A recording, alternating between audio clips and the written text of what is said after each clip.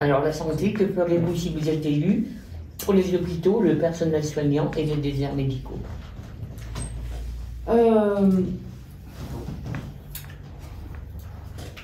Les déserts médicaux, déjà c'est le numerus clausus, effectivement, quand on s'aperçoit qu'on peut plus, on ne trouve plus de médecins, on est bien obligé de supprimer ce numerus clausus. Le numerus clausus qui ne fait pas non plus partie de cette majorité. Par contre, cette majorité l'a bel et bien supprimée, et Dieu sait qu'on en avait déjà entendu parler sur la précédente mandature, et notamment par le président socialiste de l'époque, qui l'a tellement évoqué au point d'en arriver à la fin de son mandat sans l'avoir fait.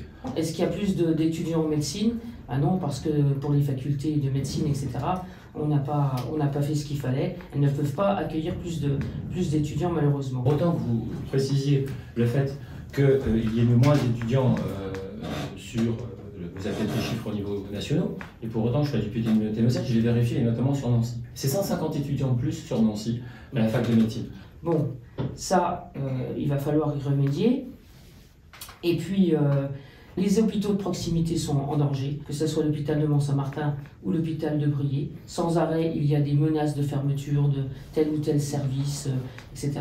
Ça fait 20 ans que j'en entends. J'étais jeune, ça fait 20 ans que j'entends dire que cet hôpital, son maintien n'est pas garanti. Pour autant que l'État ait pu mettre 27 millions, justement, pour renforcer, tout n'est pas parfait, mais pour le renforcer, c'est le moyen idéal pour pérenniser et faire en sorte d'ailleurs, sur une continuité, d'attirer des professionnels de santé. Quand vous avez un hôpital qui est en sursis chaque année, c'est l'exemple de la maternité de Mont-Saint-Martin, qui a été en sursis pendant 10 ans sur chaque année. Obtenir un agrément de 7 ans, c'est faire quoi? C'est faire en sorte que le personnel reste, c'est faire en sorte que l'on réponde à l'ARS, c'est de faire aussi en sorte, et regardez bien, tout n'est pas négatif, le nombre d'infirmières sur l'hôpital de Mont-Saint-Martin est en baisse depuis 6 ans. Ça fait 2 années que le nombre d'infirmières est en hausse de 2. C'est très peu, mais pour autant que l'on puisse essuyer depuis 10 ans une baisse, permettez-moi de m'en réjouir, même s'il faut faire davantage. Moi, je suis quand même stupéfait de pouvoir noter que vous décriez une situation qui soit négative. Moi, j'ai été fort surpris que l'on puisse, et pendant des jours, parler de cette motion que vous avez vous-même votée au conseil municipal de Longwy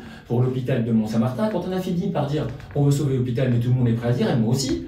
Mais pour autant, quand je constate que ceux qui l'ont justement mis sur la table n'ont ni appelé la directrice de l'hôpital, ni appelé le directeur de l'ARS, ni appelé SOS, c'est faire de la politique politicienne. Et quand je rencontre justement les professionnels de santé et qui lisent dans la presse qu'il y a suspicion sur le fait qu'un dossier ne soit pas suivi par Madame Château, qui est au fait que je rencontre tous les 3 mois et qu'un dossier est bien ficelé pour une demande de 13,5 millions d'euros, ça fait quoi? C'est contre-productif, parce que les professionnels de Metz et de Nancy qui étaient prêts à venir, finalement ils finissent par nous appeler en se demandant s'il est bon ou pas de venir.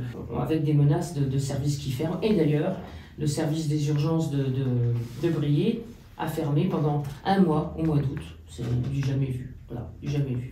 Si vous me permettez une minute, je vais vous expliquer pourquoi les urgences sont fermées. Elles sont fermées parce que nous avons moins de médecins en France, et vous savez, c'est pas dû ni à la politique ni par Macron, ça fait 20 ans que ça existe. Nous avons moins de médecins, et énormément de médecins qui viennent de l'étranger ou du sud de la France et qui sont en intérim. Et qui, au moment du mois d'août, quand vous avez les médecins qui sont employés par l'hôpital de Maillot, partent en congé, tout à fait naturellement, et il est certain que l'hôpital de Maillot, comme tous les hôpitaux de France, font donc appel à des personnes et à des médecins en intérim, qui eux, et là je suis pleinement d'accord avec vous, vous parlez de la détresse des médecins, mais ce sont des médecins qui n'ont aucun scrupule et qui font monter les tarifs à demander des prix exorbitants, et la direction répond quoi?